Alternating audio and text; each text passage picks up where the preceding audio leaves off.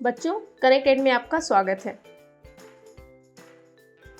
आओ बच्चों, आज हम एक ज्ञानवर्धक पाठ पढ़ने जा रहे हैं जिसका नाम है लोकतंत्र और विविधता। और इस पाठ में हम पढ़ेंगे लोकतंत्र और विविधता, नागरिक अधिकार आंदोलन, समानताएं और विभाजन, सामाजिक भेदभाव की उत्पत्ति, विभिन्नताओं में सामंजस्य और टकराव, समरूप, सामाजिक विभाजन की राजनीति, परिणामों का दायरा, 3 मुख्य आयाम। लोकतंत्र सारी सामाजिक विभिन्नता, अंतरों और वर्तमान स्थितियों के बीच सामंजस्य बिठाकर उनका सर्वमान्य समाधान देने की कोशिश करता है। हम सामाजिक विभाजन की सार्वजनिक अभिव्यक्ति को जानने की कोशिश करेंगे। सामाजिक विभिन्नता और लोकतांत्रिक राजनीति एक दूसरे को प्रभावित करती है। क्षेत्रीय विविधताओं को साथ लेकर चलने के लिए सत्ता का बंटवारा किया जा सकता है। लोगों की विशिष्ट पहचान केवल भाषा और क्षेत्र के आधार पर ही नहीं, बल्कि कई बार लोग अपनी पहचान और दूसरों से अपने संबंध वर्ग, धर्म, लिंग, जाति, कबीले वगैरह के आधार पर भी परिभाषित करते हैं।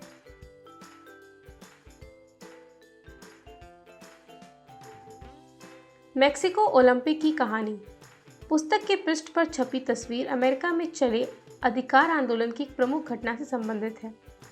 1968 में मेक्सिको सिटी में हुए ओलंपिक मुकाबलों की 200 मीटर दौड़ के पदक समारोह की तस्वीर है। राष्ट्रगान बज रहा है, सिर झुकाए हैं वह जो खिलाड़ी खड़े हैं। वह अमेरिकी धावक टॉमी स्मिथ और जॉन कार्लोस हैं। यह अफ्रो अमेरिकी हैं। इन्होंने स्वर्ण और कांस्य पदक जीता था। उन्होंने जूते नहीं पहने थे, सिर्फ मोजे पहने। पुरस्कार लेकर दोनों ने यह जताने की कोशिश की कि हमारे अमेरिकी अश्वेत लोग गरीब हैं। स्मिथ ने अपने गले में एक काला मफलर जैसा परिधान पहना था, जो अश्वेत लोगों के गौरव का प्रतीक है। कार्लोस ने मारे गए 80 लोगों की याद में काले मानकों की माला पहनी थी। अपने इन प्रतीकों और तौर तरीकों से अमेरिका में होने वाले रंग भेद के प्रति अंतर्राष्ट्रीय बिरादरी का ध्यान खींचने की कोशिश की। काले दस्ताने और बंधी हुई मुट्ठियों श्वेत शक्ति का प्रतीक थी। रजत पदक जीतने वाले ऑस्ट्रेलिया पीटर नॉर्मन ने पुरस्कार समारोह में अपनी जर्सी पर मानवाधिकार का बिल्ला लगाकर इन दोनों अमेरिकी खिलाड़ियों के प्रति अपना समर्थन जताया। अंतर्राष्ट्रीय ओलंपिक संघ में समिति द्वारा राजनीतिक बयान देने की इस युक्ति को ओलंपिक भावना के विरुद्ध पाया और उन्हें दोषी करार दिया गया और उनके पदक वापस ले लिए गए। नॉर्मन को भी अपने फैसले की कीमत चुकानी पड़ी और अगले ओलंपिक में उन्हें ऑस्ट्रेलिया की टीम में जगह नहीं दी गई। इनके फैसलों ने अमेरिका में बढ़ते नागरिक अधिकार आंदोलन के प्रति दुनिया का ध्यान खींचने में सफलता पाई। हाल ही में सेंट हॉस्पिट यूनिवर्सिटी में इन दोनों ने पढ़ाई की थी और दोनों का अभिनंदन किया गया और विश्वविद्यालय के भीतर इनकी मूर्ति लगवाई गई। 2006 में नॉर्मन की मौत हुई तो उसकी अर्थी को कंधा देने वालों में स्मिथ और कार्लोस भी थे। एफ्रो अमेरिकन शब्द अमेरिकी या अश्वेत शब्द के लोगों के वंशजों के लिए प्रयुक्त होता है, जिन्हें 17वीं सदी से 19वीं सदी की शुरुआत तक अमेरिका में गुलाम बनाकर लाया गया था। अमेरिका में नागरिक अधिकार आंदोलन और सुधार आंदोलनों का एक सिलसिला, जिसका उद्देश्य अफ्री अमेरिकन लोगों के विरुद्ध होने वाले नस्ल आधारित भेदभाव को मिटाना था। मार्टिन लूथर किंग जूनियर की अगुवाई में लड़े गए इस आंदोलन का रूप पूरी तरह अहिंसक था। नस्ल के आधार पर भेदभाव करने वाले कानूनों और व्यवहार को समाप्त करने की मांग उठाई, जो बाद में सफल हुई। अश्वेत शक्ति आंदोलन 1966 में उभरा और 1975 तक चलता रहा। नक्सलवाद को लेकर इस आंदोलन का रवैया उग्र था। अमेरिका से नस्ल भेद हटाने के लिए हिंसा का सहारा लेने में भी हर्ज नहीं है। कुछ दलित समूह ने 2001 में डरबन में हुए संयुक्त राष्ट्र की नस्ल भेदी विरोधी कमेंट में हिस्सा लेने का फैसला किया और मांग की कि सम्मेलन की कार्यसूची में जाति भेद को भी रखा जाए। इस फैसले पर यह प्रतिक्रिया सामने आई। अमनदीप कौर, सरकारी अधिकारी, हमारे संविधान में जातिगत भेदभाव को गैरकानूनी माना गया है। अगर कहीं कहीं जातिगत भेदभाव होता है, यह हमारा आंतरिक मामला है। इसे प्रशासनिक अक्षमता के रूप में देखा जाना चाहिए। मैं इसे अंतर्राष्ट्रीय मंच पर उठाए जाने के खिलाफ हूँ। ओइनम समाजशास्त्री, जाति और नस्ल जैसे मुद्दे सामाजिक विभाजन का कारण नहीं है, इसीलिए मैं इसके खिलाफ हूँ। जाति का आधार सामाजिक है, जबकि नस्ल का आधार व्यक्तिगत होता है।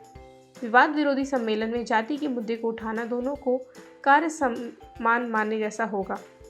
अशोक दलित कार्यकर्ता रिश्तेदार किसी मुद्दे को आंतरिक मामले कहना दमन और भेदभाव पर खुली चर्चा को रोकना है।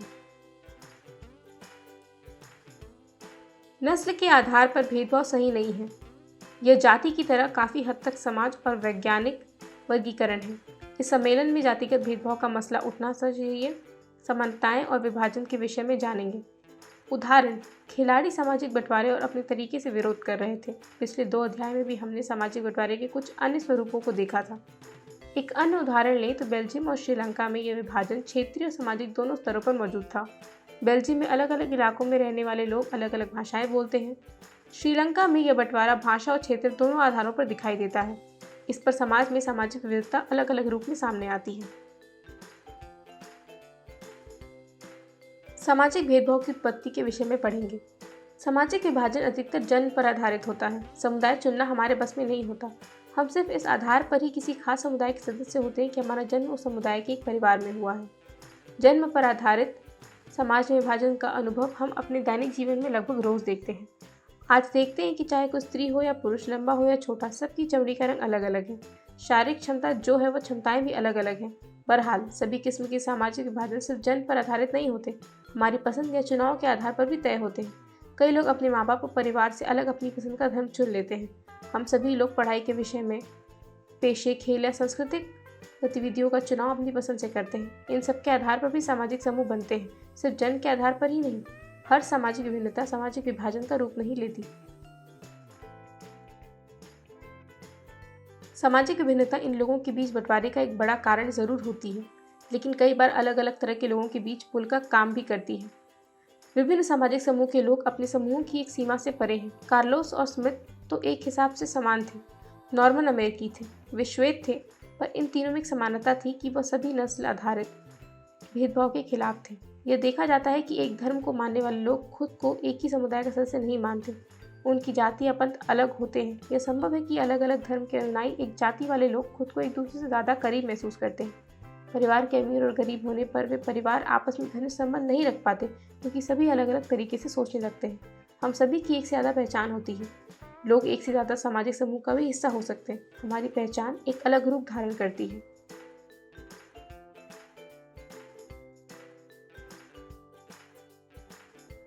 विभिन्नता के टकराव के विषय में जानेंगे। सामाजिक विभाजन तब होता है जब कुछ समाज दूसरे अनेक विभिन्नताओं से ऊपर और बड़े हो जाते हैं। अमेरिका में अश्वेत का अंतर एक सामाजिक विभाजन भी बन जाता है। अश्वेत लोग आमतौर पर गरीब हैं, भेदभाव का शिकार होते हैं। विदेश में भी दलित ज़्यादातर गरीब और भूमिहीन हैं। इन्हें भी अक्सर भेदभाव और अन्याय का शिकार होना पड़ता है।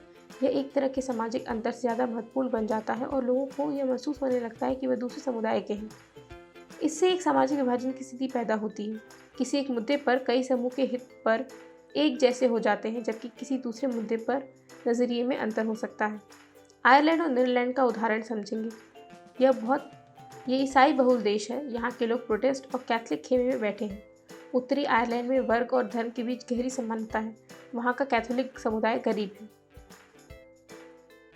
लंबे समय से उसके साथ भेदभाव होता आया है। नीदरलैंड में धर्म के बीच एक ऐसा मेल नहीं रहता। वहाँ कैथोलिक और प्रोटेस्टेंट दोनों में अमीर और गरीब दोनों हैं, पर उत्तरी आयरलैंड में कैथोलिक और प्रोटेस्टेंट के बीच भारी मारकाट चलती रहती है। पर नीदरलैंड में ऐसा नहीं होता। जब सामाजिक विभिन्न मुद्दे एक दूसरे से गुज जाते हैं, गहरे सामाजिक विभाजन की जमीन तैयार होने लगती है।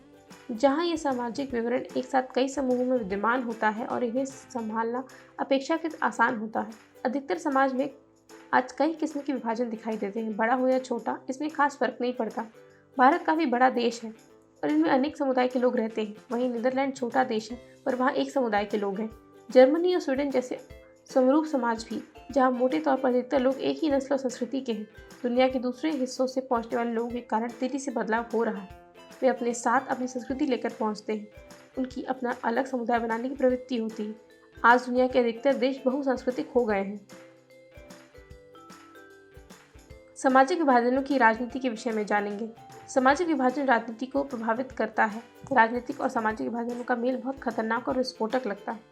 लोकतंत्र में विभिन्न राजनीतिक पार्टियों के बीच प्रतिद्वंद्विता का माहौल होता है। इस प्रतिद्वंद्विता के कारण समाज शिकार बनता है। इस राजनीतिक दल समाज में मौजूद विभाजनों के हिसाब से राजनीतिक होड़ करने लगे तो इसमें राजनीतिक विभाजन हो सकता है और ऐसे में देश विखंड की तरफ जा सकता है। ऐसा कई देशों में हो चुका है। इसका दायरा समझने के लिए उत्तरी आयरलैंड का उदाहरण लेंगे। ग्रेट ब्रिटेन का ये हिस्सा काफ़ी लंबे समय से हिंसा, जाति कटुता और राजनीतिक टकराव की गिरफ्त में रहा है। यहाँ की आबादी मुख्यतः ईसाई ही है, पर धर्म कि 2 प्रमुख पदों पर बुरी तरह पर बैठी है। 53% आबादी प्रोटेस्टेंट है जबकि 44% रोमन कैथोलिक है। इनका प्रतिनिधित्व नेशनल पार्टियां करती हैं। उत्तर आयरलैंड को आयरलैंड गणराज्य के साथ मिलाया जाए।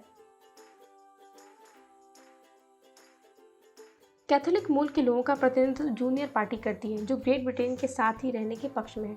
ब्रिटेन मुख्य रूप से प्रोटेस्टेंट देश है। यूनियनिस्ट और नेशनल के साथ चलने वाले हिंसक टकराव में ब्रिटेन के सुरक्षा बलों सहित सैकड़ों लोग और सेना के जवान मारे जा चुके हैं। 1998 में ब्रिटेन की सरकार के साथ शांति समझौता हुआ जिसमें दोनों पक्षों ने हिंसक आंदोलन बंद करने की बात स्वीकार की। यूगोस्लाविया फ्लाविया की कहानी का एक ऐसा सुखद अंत नहीं हुआ। वहाँ धार्मिक और जातीय विभाजन के आधार पर शुरू हुई राजनीति बोर्ड में यूगोस्लाविया कई टुकड़ों में बढ़ गया। ऐसे उदाहरण के आधार पर कई लोग ये निष्कर्ष निकालते हैं कि राजनीतिक और सामाजिक विभाजन का मेल नहीं होना चाहिए। दिनेश बुल्गारिया घूमकर आया था। विदेश घूमकर आने की बात सबको बताई। रोमानी लोगों के बारे में बताया, वहाँ की गरीबी, अस्पताल और भेदभाव के विषय में बताया। रोमानी लोग इलाज कराने के लिए बुल्गारिया के अस्पताल में पहुँच जाते हैं। सर्वश्रेष्ठ स्थिति यह है कि समाज में किसी किस्म का विभाजन ही ना हो। किसी देश में सामाजिक विभाजन है, दुनिया के अधिकतर देशों में सामाजिक विभाजन है और सामाजिक विभाजन राजनीतिक शक्ल भी अख्तियार करते हैं। राजनीतिक दलों के लिए सामाजिक विभाजन की बात करना और विभिन्न समूह से अलग अलग वायदे करना बड़ा स्वाभाविक बात है। विभिन्न संविदा समुदाय के उचित प्रतिनिधित्व देने का प्रयास करना, समुदाय की उचित मांगों और ज़रूरत को पूरे करने वाली नीतियाँ बनाना भी इसी कड़ी का हिस्सा है। पैसों में मतदान के रूप में स्वरूप और सामाजिक विभाजन का एक प्रत्यक्ष संबंध दिखाई देता है। एक समुदाय के लोग आमतौर पर किसी एक दल को दूसरे के मुकाबले ज़्यादा पसंद करते हैं और उसी को वोट देते हैं। कुछ देशों में ऐसी पार्टियां हैं जो सिर्फ एक ही समुदाय पर ध्यान देती हैं और उसी के हित में राजनीति करते हैं, पर इन सब परिणति देश के विखंडन में नहीं होती। 3 आयाम के विषय में जानेंगे। सामाजिक विभाजन की राजनीति का परिणाम 3 चीज़ों पर निर्भर करता है। पहली चीज़, लोगों में अपनी पहचान के प्रति आग्रह की भावना। अगर लोग खुद को सबसे विशिष्ट और अलग मानने लगते हैं तो उनके लिए दूसरों के साथ तालमेल बिठाना बहुत मुश्किल हो जाता है। जब तक उत्तरी आयरलैंड के लोग खुद को कैथोलिक के तौर पर देखते रहेंगे तब तक उनका शांत हो पाना संभव नहीं है। अगर लोग अपनी बहुस्तरीय पहचान के प्रति सचेत हैं और उन्हें राष्ट्रीय पहचान का हिस्सा या सहयोगी मानते हैं तब कोई समस्या नहीं होती। जैसे बेल्जियम के अधिकतर लोग खुद को बेल्जियम का ही मानते हैं, भले ही वे डच या जर्मन बोलते हों। हम उन्हें साथ साथ रहने में मदद मिलती है। हमारे देश में भी ज़्यादातर लोगों का अपनी पहचान को लेकर ऐसा ही नज़रिया है। वे खुद को पहले भारतीय मानते हैं, फिर किसी प्रदेश, क्षेत्र, भाषा, समूह या धार्मिक और सामाजिक समुदाय का सदस्य। दूसरी महत्वपूर्ण चीज़ यह है कि किसी समुदाय की मांगों को राजनीतिक दल कैसे उठा रहे हैं। संविधान के दायरे में आने वाली और दूसरे समुदाय को नुकसान पहुँचाने वाली मांगों को मान लेना आसान है। श्रीलंका में श्रीलंकाई केवल सिंहलियों के लिए ही की मांग तमिल समुदाय की पहचान और हितों के खिलाफ थी। यूगोस्लाविया में विभिन्न समुदाय के नेताओं ने अपनी जातीय समूह की तरफ से ऐसी मांग रख दी कि जिन्हें देश की सीमा के भीतर पूरा करना असंभव था।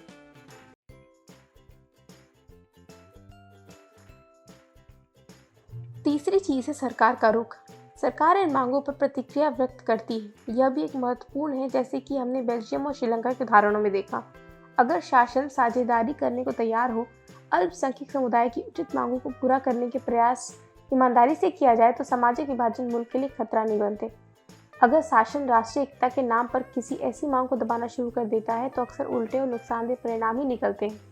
ताकत के दम पर एकता बनाए रखने की कोशिश अक्सर विभाजन की ओर ले जाती है। इस तरह इसमें सामाजिक विभिन्नता पर जोर देने की बात को हमेशा खतरा मानकर नहीं चलना चाहिए। लोकतंत्र में सामाजिक विभाजन की राजनीति अभिव्यक्ति एक सामान्य बात है और स्वस्थ राजनीति का लक्षण भी हो सकता है। इसी से विभिन्न छोटे सामाजिक समूह हाशिए पर पड़ी जरूरतों और परेशानियों को जाहिर करते हैं और सरकार का ध्यान अपनी तरफ खींचते हैं। राजनीति में विभिन्न तरह के सामाजिक विभाजन के व्यक्ति ऐसे विभाजनों के बीच संतुलन पैदा करने का काम करते हैं। इसके चलते कोई भी सामाजिक विभाजन एक हद से ज्यादा उम्र तक नहीं रह पाता। इस स्थिति में लोकतंत्र मजबूत ही होता है, पर विभिन्नता के प्रति सकारात्मक नजरिया रखना और सभी चीज़ों की सहमति करने की इच्छा रखना इतना आसान नहीं है। जो लोग खुद को वंचित, उपेक्षित और भेदभाव का शिकार मानते हैं उन्हें अन्याय से संघर्ष भी करना होगा। अक्सर लोग लोकतांत्रिक रास्ता ही इख्तियार करते हैं। लोग शांतिपूर्वक और वैधानिक तरीके से अपनी मांगों को उठाते हैं, उनके लिए दबाव बनाते हैं और किसी उसका समाधान पाने का प्रयास करते हैं। कई बार सामाजिक असमानता इतनी ज़्यादा गैर बराबरी और न्याय वाली बात होती है कि उनको स्वीकार करना असंभव होता है। ऐसी गैर बराबरी और न्याय के खिलाफ होने वाले संघर्ष कई बार हिंसा का रास्ता भी अपना लेते हैं। और के खिलाफ खड़े हो जाते हैं। इतिहास बनता है कि ऐसे तमाम गड़बड़ियों की पहचान और विविधता को समाहित करने का लोकतंत्र ही सबसे अच्छा तरीका है।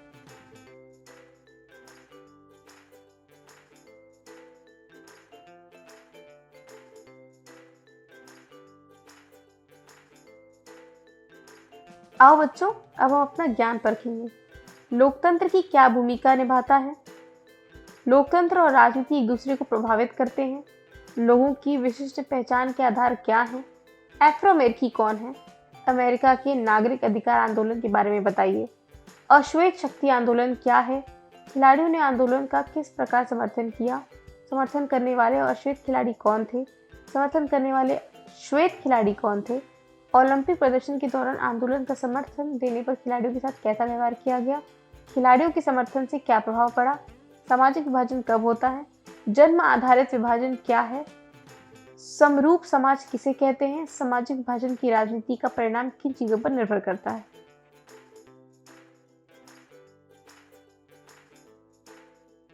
शाबाश बच्चों, बहुत अच्छा किया।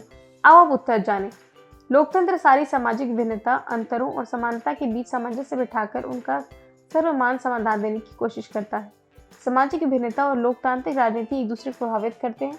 कभी ये देश के हित में होता है तो कभी कभी देश की एकता को प्रभावित करता है। लोगों की विशिष्ट पहचान भाषा तथा क्षेत्र के आधार पर होती है, परंतु कई बार यह पहचान दूसरों से अपने संबंध, शारीरिक बनावट, धर्म, वर्ग, लिंग, जाति, कबीले आधार पर भी परिभाषित की जाती है। अमेरिकन अश्वेत अमेरिकी शब्द उन अफ्रीकी लोगों के वंशजों के लिए प्रयुक्त होता है जिनको 17वीं सदी से लेकर 19वीं सदी की शुरुआत तक अमेरिका में गुलाम बनाकर लाया गया था। मार्टिन लूथर किंग जूनियर की अगुवाई में यह आंदोलन किया गया था। इस आंदोलन का स्वरूप पूरी तरह से अहिंसक था। इसे नस्ल के आधार पर भेदभाव करने वाले कानूनों और व्यवहारों को समाप्त करने की मांग के लिए किया गया था, जो अंत में सफल हुआ। यह आंदोलन 1966 में उभरा था, 1975 तक चलता रहा। नस्लवाद को लेकर इस आंदोलन का रवैया ज्यादा उग्र था। इसका मानना था कि अमेरिका में नस्लवाद मिटाने के लिए हिंसा का सहारा लेने में कोई हर्ज नहीं है। पदक ग्रहण करते समय खिलाड़ी सिर झुकाए तथा मुट्ठी ताने हुए थे। उन्होंने जूते नहीं पहने थे ताकि गरीबी दिखा सके। गले में काला मफलर जैसा परिधान पहना था जो अश्वेत लोगों को आत्मगौरव का प्रतीक है। कार्लोस ने मारे गए अश्वेत लोगों की याद में काले मानकों वाली एक माला पहनी थी। काले दस्ताने और बंधी हुई मुट्ठियां अश्वेत शक्ति का प्रतीक है। पीटर मार्बल नॉर्मन ने अपनी जर्सी पर मानवाधिकार का बिल्ला लगाकर समर्थित किया। समर्थन करने वाले अमेरिकी धावक टॉमी स्मिथ और जॉन कार्लोस अश्वेत खिलाड़ी थे जो आंदोलन का समर्थन कर रहे थे। पीटर नॉर्मन समर्थन करने वाले श्वेत खिलाड़ी थे। अंतर्राष्ट्रीय ओलंपिक संघ ने कार्लोस और स्मिथ द्वारा राजनीतिक बयान देने की इस युक्ति को ओलंपिक भावना के विरुद्ध बताते हुए दोषी करार किया। उनके पदक वापस ले लिए गए। नॉर्मन भी कीमत चुकानी पड़ी। अगले ओलंपिक में उन्हें ऑस्ट्रेलिया की टीम में जगह नहीं दी गई। खिलाड़ियों के समर्थन ने सारी दुनिया का ध्यान आंदोलन की तरफ खींचा। सामाजिक विभाजन तब होता है जब कुछ सामाजिक अंतर दूसरे अनेक विभिन्नताओं से ऊपर और बड़े हो जाते हैं। जन्म आधारित समाज विभाजन जन्म के आधार पर होता है। किसी खास समुदाय में जन्म लेने से हम उसका हिस्सा हो जाते हैं। स्वरूप समाज वह समाज है जहाँ मोटे तौर पर अधिकतर लोग एक ही नस्ल संस्कृति के हैं, जैसे स्वीडन और जर्मनी। अर्थात एक ऐसा समाज जिसमें सामुदायिक संस्कृति, जाति, विभिन्न विविधताएं ज़्यादा गहरी नहीं होती। सामाजिक विभाजन का राजनीति का परिणाम 3 चीज़ों पर निर्भर करता है। लोगों में अपनी पहचान के प्रति आग्रह की भावना, किसी समुदाय की मांगों को राजनीतिक दल द्वारा प्रस्तुत करने का ढंग, सरकार का रुख अर्थात मांगों के प्रति सरकार की प्रतिक्रिया। तो बच्चों, यह था आज का पाठ। आशा करते हैं कि आप सबको खूब आनंद आया होगा। आज की कक्षा यही समाप्त हुई। अगली कक्षा में मिलते हैं एक नए पाठ के साथ।